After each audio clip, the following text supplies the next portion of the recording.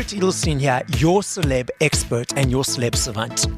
Celeb Savant is a weekly entertainment show. We have long-form career retrospective type interviews with celebrities, singers, actors, and industry experts. Simon Halfon has been designing artwork since the 1980s, starting out at Stiff Records and then assisting Neville Brody before setting up London and LA design studios in the 90s. Long-standing clients included the late George Michael, Oasis and Paul Weller. He creates international campaigns for global acts and continues his work with iconic artists, most recently collaborating for the third time with Sir Peter Blake for The Who's latest record, and working once again with Noel Gallagher on the High Flying Birds' best of Back the Way We Came. In the mid-1990s, Simon had started to take an interest in the film industry, inspired by friendships forged during his time in LA. He produced his first feature film in 2008, the Kenneth Branagh-directed Sleuth, which was to become the last screenplay for Harold Pinter, and starred Michael Caine and Jude Law. But it wasn't until 2016 that Simon really embraced the film world when the Gallagher brothers approached him to tell the story of Oasis.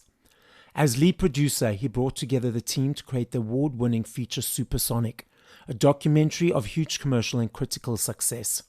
Simon curated the Sunday Times bestseller Supersonic, the complete, uncut and authorized interviews, working closely with Noel and Liam on this project. The many hours of interviews carried out for the documentary were transcribed and compiled to create a stunning 400-page companion piece to the film, which is now available in paperback.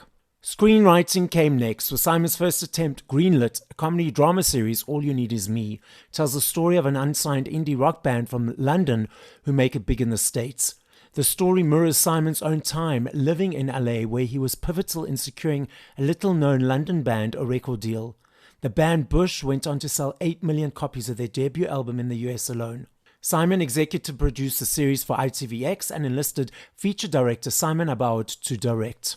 The summer of 2023 saw the release of the highly anticipated documentary Wham!, produced by Simon alongside Academy Award-winning filmmaker John Batsek and directed by multi-award-winning director Chris Smith. The film charts George and Andrew's meteoric 4-year journey from leaving school to playing their final gig at Wembley Stadium in 1986. This feature-length documentary has been released globally by Netflix. Up next on Celeb Savant, we've got Simon Halfon. Where do we find you in the world? How are you doing? And what's happening in your life? You find me in northwest London. Things are pretty good. You know, the summer's coming to an end. Even as we speak, the weather's turned here from being in the 30s for the last week, early 30s. Now we're down to the 20s. So I think we're heading into autumn. You know, work's pretty busy with one thing and another. I've just come off the back of this Wham! Documentary, which it's just been on Netflix, or it is on Netflix. It's just been on Netflix. It was released on Netflix in July, and so we've had a great summer with that because the reaction to the film has been fantastic, and it's really kind of struck a note with fans, new and old, young and old. Really seems to have hit the spot, and so I've been thrilled with the kind of the reaction and the viewers, and the amount of viewers that we've had. It's been fantastic. Yeah, so we're just kind of finishing, as I say, enjoying, basking in that, if you like, and then got a few things that I'm developing to try and follow on from that. So let's rewind to your very beginning in the entertainment industry and your journey. So at what age did you think, cool, I want to be in the entertainment world or business? And how did that journey progress to where we are today? Oh, that's an interesting question. I mean, I think I was always a little bit, I love that kind of world of show business and grew up sort of watching all those kind of Hollywood movies and Hollywood musicals on a Saturday afternoon. And I guess I had that sort of bug very early on, and that kind of transferred it into music when I was a teenager. And I think by the time I left university prematurely, shall we say, I was only there for a year. And when I came out finished that year, I knew that I wanted to work for a record company or in music. I didn't know, I wasn't qualified to do anything, but I just knew that's what I wanted to do. And I was a big fan of The Clash. And they were still a going concern then. And I bumped into this guy called Kosmo Vinyl, Cosmo was the kind of right-hand man to The Clash. Okay. And I'd seen him at gigs, and he was this kind of larger-than-life character. And I bumped into him in Oxford Street and kind of tapped him on the shoulder and said, hi, and we got chatting for just a few minutes. But out of that conversation, he happened to mention that he was working out of Stiff Records. And Stiff Records was a record company, one of the first independent record companies, new wave punk labels. And I loved that label anyway. I used to pop in there on my way back from school and they used to give you free badges and free posters. And that label was the home of kind of who was it? Ian Jury and the Blockheads, Elvis Costello back then, the Damned, to name many others. But they were a really cool label. Anyhow, he happened to mention that he was working out of their offices. So when I left university, as I said, albeit prematurely, I thought, well, I'm going to go and work in the music business, and I'm connected. I know Kosmo, so I took myself down to Stiff Records, which was in a kind of in an old black taxi cab office. That's where their offices were, above a taxi garage in West London. And I said to the lady who was still working behind the switchboard, the old-fashioned kind of switchboard still. Yes. I said, I'll come see Kosmo. And she said, well, he doesn't come in every day. And when he does, he doesn't come in till the afternoon. And I said, well, do you mind if I wait? So I sat on a little plastic chair in the corner and waited, literally, as luck would have it, for only about 45 minutes. And in walks Kosmo. And so he kind of looks at me, half recognizing me, and sort of points at me. And I said, oh, hi, Kosmo, I've come to see you. And he said, oh, how can I help you? And he said, hold on a minute. And he sort of takes me into the post room, the mail room. And he said, how can I help you? And I said, I want to come and work for you. And he said, well, I'm not really doing anything at the moment. The Clash aren't doing anything. I'm certainly not getting paid. And he said, hold on a minute. So he went out of the post room and came back in 5 minutes later. And he said, do you want to work here? And I said, yeah, I'd love to. And he said, okay, well, you start now. So literally I started working in the post room at Stiff Records and kind of made my business to be kind of the first one in, last one out every day, because it was just a temporary job. But then after about 6 weeks, they said, hey, do you want to make this permanent? So I did. And it was fun. It was a mail, a lot of Stiff's business was kind of mail order. So, people would write in for records and posters and T-shirts and the other. And that at this time, this is when Madness had just started. This is their second album, sort of Baggy Trousers era Madness, and they were on the label. So Stiff were kind of riding the crest of a wave and doing very well. And Ian Jury was still doing well.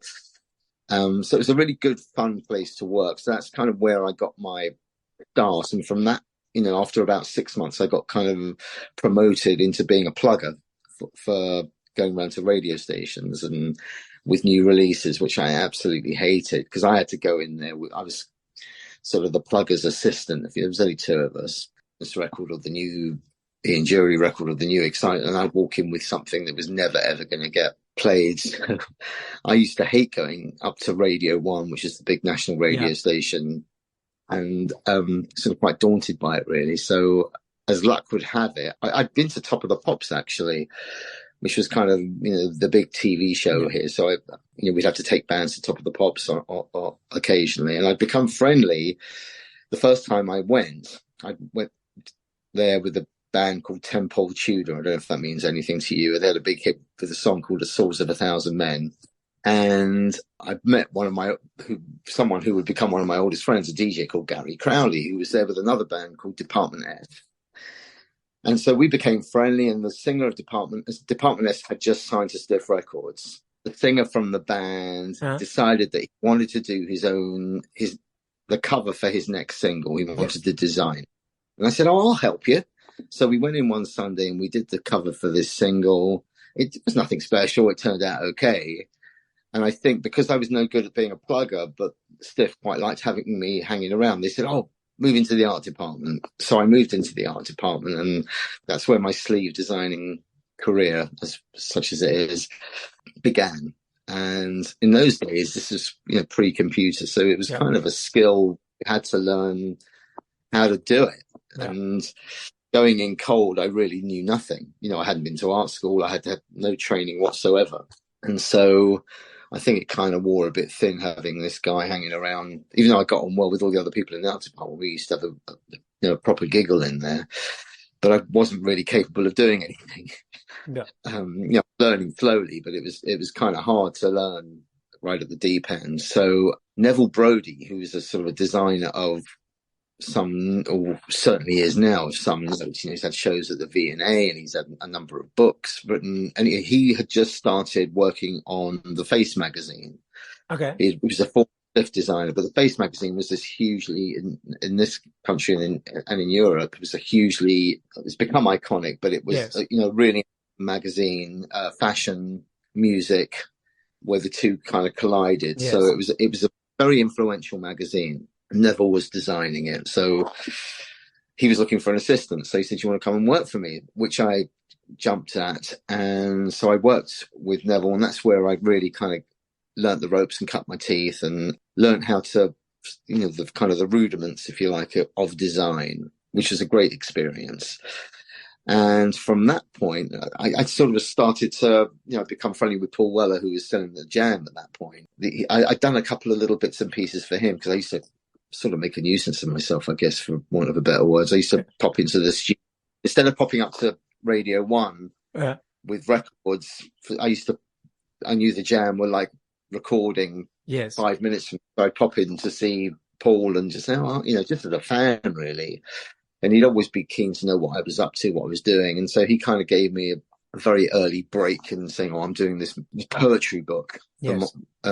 Would you like to design it? And it's like, wow, okay. So I did that. And then at the tail end of the Jam, he kind of called me up and said, listen, do you want to come down to the studio? I want to have a chat with you. And so I went to his studio, which is in Marble Arch in London. And he put the kettle on, want a cup of coffee? Yeah. And he says, would you, I'm starting this new band, the Style Council. Do you want to do the sleeves? So, wow, okay, great, fantastic. So that kind of began my sort of career working with the Style Council and working with Paul, which kind of went on for about just shy of 30 years. We ended up working together. Yeah.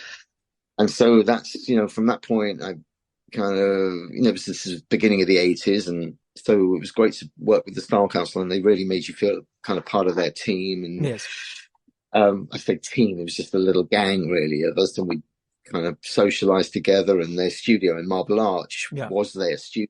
So they that became like the clubhouse, if you like. So if you were in town, which I always was, you kind of just pop in, have a cup of tea, listen to some music, and just have a little, just fun with these guys. Yeah. And the 80s was kind of quite a close-knit community of artists. So it was quite easy to get work. Then I ended up doing some work with Madness, or Nick Hayward, who was in Haircut 100, and ended up doing stuff for him, and then ended up doing stuff, with George Michael. Wham was still kind of a going concern at that point, but we'd see each other, through mutual friends, or go out for dinners, and as I say, it was quite a sort of tight-knit community then. So they sort of would, various bands, camps, if you like, would overlap. Yeah.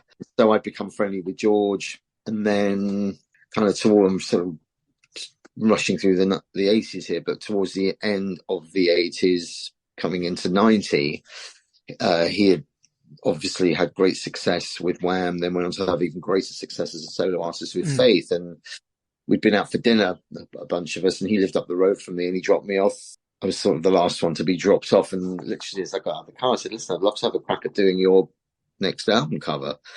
And he goes, oh, Christ, I don't even know why I didn't think of that. Yeah, definitely you should do it. And that album was Listening Without Prejudice. And so that was kind of like my first sort of project with George, which is a great one to start with. But we had a lot of fun with that. And it was at that point where I decided that I wanted to I've been threatening it all through the 80s, really. Oh, I love it, Los Angeles. I want to go and live there. I love Los Angeles. I want to go and live there, but not really doing anything about it. And George's manager at the time said, okay, Mr. Big Stuff, why don't you come out here? And I said, okay, well, if you get me a job, I'll come out there. And he goes, okay, come out. So I went out said, come out and stay with me and his family, which I did in the lovely house in Encino. And just by coincidence, George was staying out there at the same time. So we had a good little holiday together, just kind of going out for lunch, going to movies, going out for dinner. It was just really nice. And that's when the two of us really bonded, because it was just kind of like the two of us, because Rob was working and his family were very young. And so we'd had a really good time together. And, obviously it was a good time because to be out there looking for a job, because George is that album and single were both #1 in the States. So it was like it was a good calling card. Anyhow, so I flew to New York from there to be interviewed for a job with an East Coast design company that had a small West Coast office. And they basically hired me on the spot. They said, well, we want to hire you, but you got to start in 4 weeks. So basically that was it. I came back home to London, packed up, and moved out to Los Angeles 4 weeks later. And that was the sort of start of my time in Los Angeles. So I spent about 6 years there. And that was a really great experience. And again, George moved out there. I moved out there, I think, in November, and George moved out in January. Just again by coincidence, but the two of us didn't really know anyone, so we'd really kind of spent a lot of time in each other's company and just had a really good time, just enjoying being in LA and being in the sunshine sort of 11 months a year, wearing shorts and going swimming every day. And it was just a really good fun time. And it was whilst I was out there that Los Angeles is very much an industry town, and lots of my friends were involved in film in one way or another. There are writers or actors or directors, and some just starting out, some established, and you kind of get the bug because you just think, oh God, I'd like to have a bit of that. And it is because it is so much of an industry town. So that's when I first got interested in trying to develop films as a producer. Okay. And so, not with any success, I might add, but it kind of gives you the bug and you get things moving a little bit, and you think, when you're naive and just starting out, anything that you get that's kind of positive, you think, oh, right, I'm on my way here, so I was, although it never came to anything, it was a project that I was developing about. There's a book called Among the Thugs, which is about an American writer who becomes intrigued by soccer hooligans. It was a non, and it was a really good book, and I thought, oh well, this could make a great film. And just through one contact or another, Kiefer Sutherland became interested. And this time, Kiefer was a kind of slightly a low ebb in his career. It was pre-24, but he was a super nice guy. And we sort of developed the project for a good few years together, and kind of had moments where it was set up somewhere, and then all of a sudden, whoever signed that deal, whichever executive it was fired or left. So we kind of go back to square, like snakes and ladders.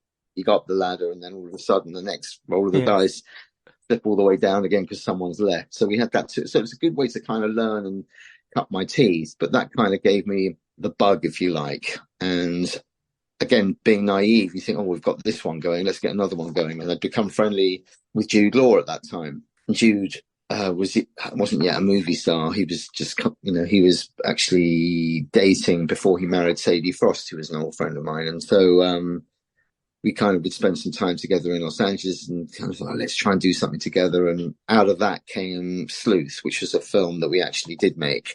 This is 2007, and that was a remake of the original Sleuth that starred Michael Caine and Laurence Olivier. And Michael Caine came on to play the Laurence Olivier role, and Jude Law played the younger Michael Caine role. And the film was directed by Kenneth Branagh, and we got the screenplay written by Harold Pinter. So that was a really fantastic experience, sort of magical experience, really, because you're working with these greats, and it was everything you kind of hoped it would be and more. Michael Caine was a kind of an icon. I was such a fan of his, and to be in a situation where you're kind of working with him was unbelievable. And he was so nice and charming and just really good fun. I remember the first day we were shooting, I kind of sat quietly. I didn't want to be the guy that kind of put his hand up every 2 minutes to say something. I kind of wanted to soak it all in again, be the first and last one out, and just kind of, it was my first film, so learn as much as I could. And I'd sit by the guy. There's like a little sound booth where you have a monitor and you're watching with headphones. And I remember on the first day, Michael Caine they do their take or whatever, and then Michael walks past and he sort of looks at me and he goes and says, was that all right? And I sort of had to turn around and look and see who was behind me, and he, but he was such excellent company. It was great stories to tell. Kenneth Branagh, such a great director and super smart, super funny, just a really charming guy. Jude, obviously, I'd already was friends with. So it was a really lovely experience that. By this point, I'd moved back to England. It was kind of, I suppose I'd been back a few years already by the time we got this going. And I'd started working with Oasis at that point in time because I'd become friends with them when they'd come out to LA because of my sort of friendship with Paul Weller and working with Paul Weller, it kind of gave me a kind of an introduction to them. And they'd come out very early on, literally to shoot. I think it was like a video for Supersonic or something, their first single in America. So we met at the video shoot and kind of got on from the get-go. And so every time they'd breeze into town, I'd see them and I'd sort of bump into them in London when I'd come back to, visit my parents, and on a regular basis, again, through mutual friends. And then by this point in time, I think it was at kind of the end of the 90s, Noel said, listen, would you like to design our next LP cover? And so, which I jumped at, and it was, that was another great experience. I must have worked with them for the best part of 10 years, I think. I think I did about 4 album covers for them, but they were just really good fun to be around. And you just spent 95% of the time with them just laughing, because they were just really fun. And again, they really made you feel part of their little gang, They had a rehearsal studio, which was also a recording studio out in High Wycombe, which is just outside of London, and we sort of nicknamed it kind of Wheeler End Gentlemen's Club, because that's what it kind of felt like. You just kind of go out there and have a sandwich and throw insults at each other and and just have a laugh. And it was very intimate. Again, as I say, they were very welcoming, but would always say, "Oh, bring your camera up," and I just had this little point and shoot, but I would just go up there and take loads of snaps, and you never take for granted, because this is Oasis at the kind of at their heights, and they'd be playing as close as I am to this wall here or this computer screen, and they'd be playing the same set, doing the same show that they would be a week later in front of 70,000-80,000 people. And it was a really exciting time. Really, the music was great. They were really good fun. It was just a really fun time to be doing what I was doing, and I was very fortunate to sort of thrust into that position. So I was, that time things were good. I was design-wise, I was working with Paul Weller, who was, having great success. I was working with Oasis, having great success. Working with George Michael, who was having great success. So it was a good time to be in music, because music was really exciting. And so as I said, I was very fortunate. And then out of that came, Noel was always very supportive. He knew I wanted to do more film stuff and TV stuff. And he came to me post Oasis after they'd split, saying, "Oh, we'd like to do a documentary that kind of celebrates the 20th anniversary, as it was then, of us playing Nebworth." And I said, okay. And I kind of went away. I said, I'd love to. And then I kind of thought about it, and I said, this is not a kind of hour-long thing on TV. This deserves a sort of almost a theatrical feature. And I'd love to film Senna, which Asif Kapadia had directed and James Gay Reese had produced. And I said, this is the source of, let's try and do it like that, where it's all archive, and try and make it a real, like a film about a phenomenon, which is what Oasis were.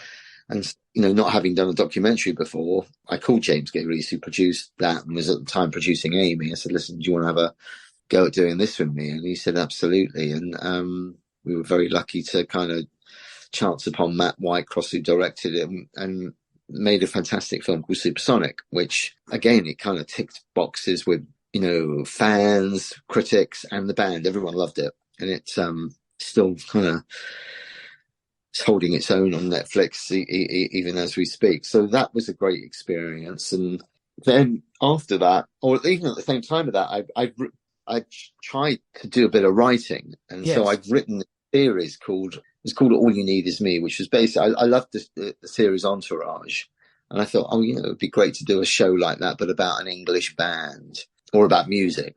And so I kept pitching it to a few people, and I couldn't really get it right. And I thought, blimey, I'll just have a go at it myself. So what's the worst that can happen? It'll be terrible. That's the worst that can happen. So I ended up writing it, and that was the sort of the start of a boom that never really manifested itself, but it was for short form. So it was written, the pilot was written as a half-an-hour pilot, but we got a deal with a company. It was a Canal Plus company called Studio Plus that wanted it for a short form. So they wanted 10-minute episodes, and they greenlit it, and we made it. And it was just about this British band that hasn't been able to sort of cut a break anywhere. But then all of a sudden, it mirrored a story that I was involved with while I was living in Los Angeles. There was George's manager, who I mentioned earlier, who I stayed with and was good friends with, he parted ways with George after George had a court case with Sony Music, because Rob had thought that as soon as George gets out of his deal with Sony, I can sign him to Hollywood Records, which was an offshoot of Disney. On the back of that idea, he set up he got a deal with Hollywood Records, which was an office on the lot, his own record label. He also got a first look deal with Disney. And so he was kind of off to the races. The only thing he didn't take into account was the fact that George fired him. That wasn't part of his plan. He then says to me, oh my God, I need an act. I've got this deal, but I need an act. And Rob was so kind of far removed from the coalface, that he didn't know where to find a new act. So he said, can you help at all? So I rang my friend Gary, the same guy that I met at Top of the Pops all those years ago, who's a DJ on a radio station, but he also was doing A&R for Island Records in the UK. And I said to Gary, is there you got any scraps off your table? Rob's looking for an act. And he goes, well, no, it's all very quiet. And then he said this to me, he said, but there's always Gavin. And Gavin turned out to be who I knew was Gavin Rossdale. And Gavin Rossdale had been in a number of bands. And so I met with Gavin's manager, who also I knew when I came back to London, and he gave me a kind of demo tape, and I thought, wow, this sounds pretty good. So I called Rob and I said, listen, I've got this thing here that might be right up your street. I'm not going to tell you any more, but let me play it. I'll play it to you when I get back. And so I played it to him. He got super excited about it. He signed them, and Gavin's band, who were called Future Primitive, changed their name to Bush, and they went on to sell 8 million copies of their first album. Just in the US alone, they became this monster hit band in the US. And so the idea for this series kind of mirrored that. It was contemporary, but it was about a band that can't cut a break for whatever reason. Yeah.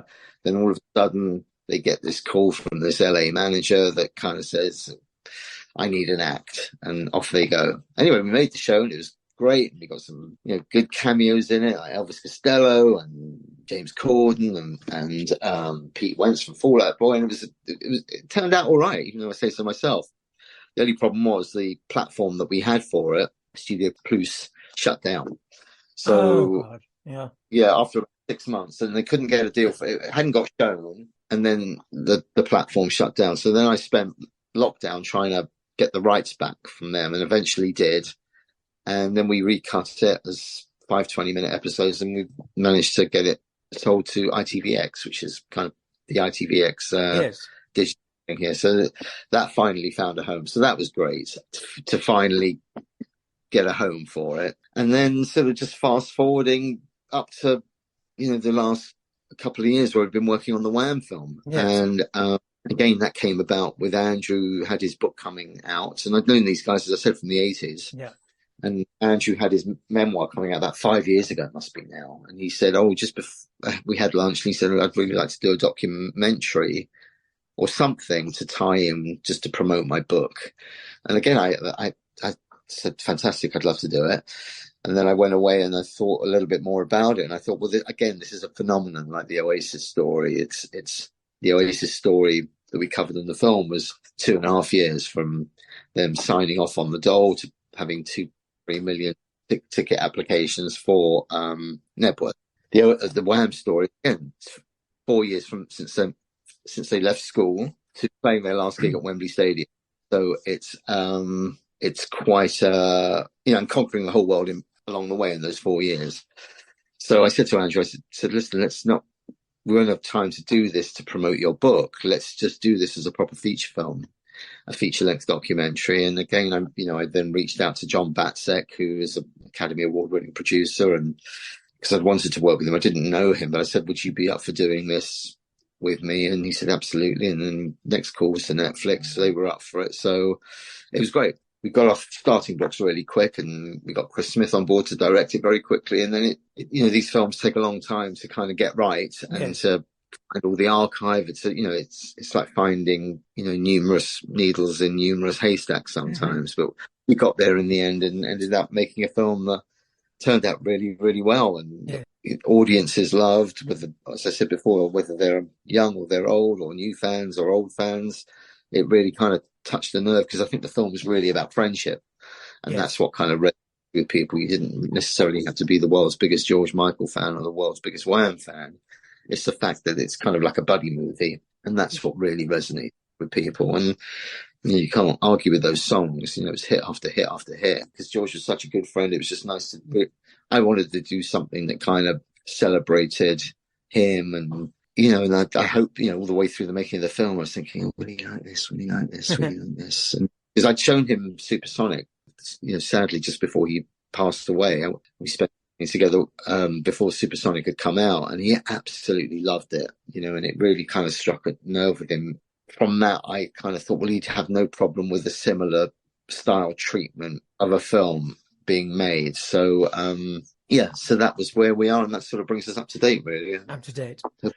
With all the artists that you've done, design work for their sleeves or the album sleeves, have they always let you go away and do your thing, or has it been a collaborative discussion of what's going to be put in, or was it different for each artist? Yeah, I think it is different for each artist, and sometimes you'll be given a completely blank canvas and you'll present a selection of ideas. In other cases, the artist will know exactly what he wants, so he or she wants. So it's a mixture of both, and I'm happy to work any which way, really, because sometimes it's nice to be given, as I say, a blank canvas. Other times it's nice to kind of be able to produce something that the artist has seen in their mind's eye, and to be able to deliver that. There's a satisfaction to that as well. Paul Weller was very, he'd think about what the sleeve would look like before he'd made the record. He was always kind of step ahead like that. And those relationships were very collaborative. George Michael, the same. George would sit with you wanting to do it. He'd sit at the computer and kind of say, "Oh, just move that a little bit, move that, go down, change the color.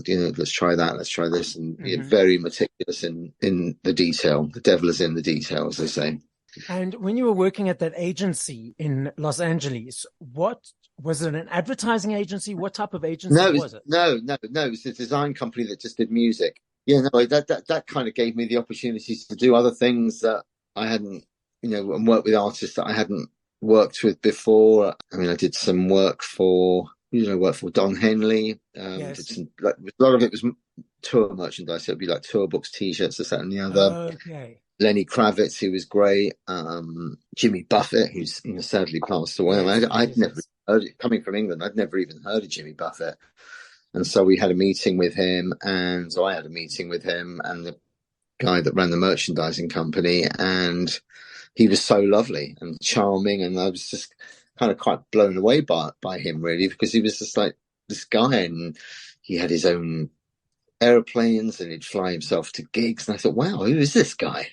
It's this is only had this kind of look of someone that was living his life on his face. It was yes. I only worked there for, I think it was 6 or 8 months before I kind of went freelance again, but it was a good time, because one of the things that my sort of big takeaways from that time there is that the company in New York were designing the LP sleeve for David Bowie's Tin Machine. And this is the days before things were done on computers, still the early 90s, so it'd still be flat artwork. And so I remember being sent some, because David Bowie was out in Los Angeles just by coincidence. So I had to have a meeting with him to show him these kind of layouts for the Tin Machine album. Again, he was so charming and friendly, and we just had, it was just the two of us, and just had such a nice kind of hour or whatever it was together.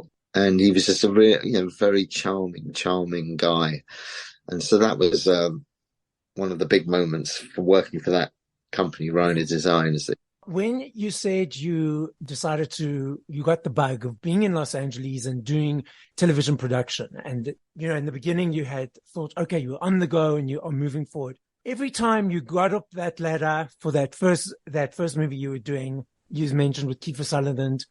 So you went up the ladder and you exec got fired. What kept you going to say, okay, we're going to keep on going and keep on going? Was there ever a moment where it was like, I can't do this anymore? Not really. I think it was, because things overlapped. I'd started developing a couple of projects with Jude Law at the same time I was doing the thing with Keith Sutherland. So you kind of think, oh, well, listen, you kind of keep going, because at that point, Kiefer was happy to keep going. So it's just like, okay, well, if he's happy, I'm happy. And, we just kind of developed it and kept on going and hired writers and this, that, and the other, and it kind of kept it going. But you do get to, on that, we got to a point where we just thought, you know what? And I was relieved when, after, I think it was about 7 years, we just kind of said, you know what? It hasn't developed enough time in that time to kind of warrant keep throwing money at it. But I wasn't, as I said, I was sort of slightly relieved at that point, because you just, in your heart, you just thought, hold on, this isn't clicking for whatever reason. I think we were just too early with a project like that, because then the last guy that did a draft for us on the script was a guy called Nick Love, who then went on to do Football Factory. It was a massive hit, about football hooligans. And he's a good guy, Nick, and a very good writer, so deservedly so. But we were just perhaps a bit too early with the idea or whatever. It's all these things are about timing, for sure. But it was always good to have another couple of projects to still be working on. And because I was designing, it wasn't like it was my full-time job. It was just something that I guess was a kind of glorified hobby, really. Yes. And I love your story in the beginning about reaching out to the guy from the Clash. You mentioned? Yes, right. The Clash. Yeah. Kosmo Vinyl. Yeah. Kosmo Vinyl. Because, the thing is that people always see other people randomly, like in inverted commas, who might be of influence or famous or whatever. And they was like, oh, should I speak to them? Shouldn't I speak to them? And oh, no, I'm not going to speak to them. And I'm very much like you. I'll be like, oh, there's Simon, or there's whomever, or Paul or George, whomever. I'm just going to say hello and just speak to them like they're a person, not like they're away from me, because a lot of people perceive people of influence or famous people as that they're separate or they're different. They still bleed red. So I'm like you in the sense that if I see someone else, we spoke about this before previously, and it was reaffirmed to me when we spoke earlier, that it's just an affirmation that if you see someone, they're there for a reason. Just talk and just see where it goes. It might go nowhere, and it might just be a nice interaction at that time. You ask someone something, or you say hi, or whatever. What's the worst that can happen? They'll say no, or no, I'm busy, or whatever it is. It's not going to be. I remember years and years ago bumping into George Harrison in South Molton Street in London, just seeing him walking down, some massive Beatles fan. And this is in the early 80s. And I remember he was just kind of looking in a shop window, and I thought, oh, jeez, I haven't even got a pen, to get his autograph. So I went into like a chemist. Yes. I borrowed a pen. And I said, yeah. So and then I sort of kind of said, oh, hi, George. I said, I gave him a piece of paper and a pen. And I said, do you mind? And he says, listen, I'm sorry. I just don't do that sort of thing anymore because it attracts too much attention. Okay. And I thought, well, okay. I thought, fair enough, good on you. And I still had the experience of kind of saying hi to George Harrison, but it wasn't like, he wasn't rude. Exactly. I wasn't rude. It was just like, listen, I'm not entitled to it. He's not like he owes me that. It was just kind of like it was a nice interaction anyway. In short, just kind of agreeing with you. What harm is there? There's the thing I've seen in the past where people kind of get a little bit abrasive with people, or if they start wanting things signed because they're going to sell it, then I can sort of see, I've been in situations where I was once with Noel somewhere and he just signed something. Someone had given him a guitar plate to sign, like it wasn't like this guy was going to keep it because he was a massive fan. He was just going to sell it. And then, because Noel just kind of was walking and just signed Noel. And he goes, no, put your surname on there, mate. Put your surname on there. And it's like, off you go, mate. No. It's not, I'm not here to run your business. I'm not here to run your business for you. It's different. I think, there was a time when, when I was a kid, I loved collecting autographs, but it was because you did it because you were a fan. Now I think lots of those things have become kind of businesses for people, and I can see why people don't sign stuff anymore, because if it's just going to turn up on eBay, why would you do it? If someone's a fan, then great, but if it's just someone wanting to sell it or whatever. But I don't know how we got onto that. We got onto that always worth asking, always worth saying hi to someone. As a final message to the listening audience, what would you like to say? What message can I give? Brush your teeth every morning and every evening. That's the earlier that's no, listen, I've been very lucky, and thank God it's been, I've been lucky to be able to do something that I love, and meet great people along the way. And everything has its dips, and some things sometimes you're more productive and busier than others, but at the same time there's a real luxury in kind of just working for yourself and trying to make things happen. you've got to, I think it's perseverance is a kind of key word, really. Certainly in film and television, there is something to be said from just, if you want something, just kind of reach for it and reach a little bit further if you can.